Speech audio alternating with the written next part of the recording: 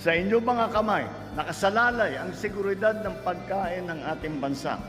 Layunin natin na matugunan ang ilang mga pangangailangan ng inyong pamilya habang kayo ay nag-aantay sa pagtubo ng inyong mga pananim.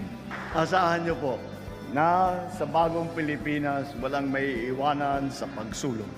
Lahat ay mabibigyan ng pagkakataon na maging masagana ang kanilang pamumuhay.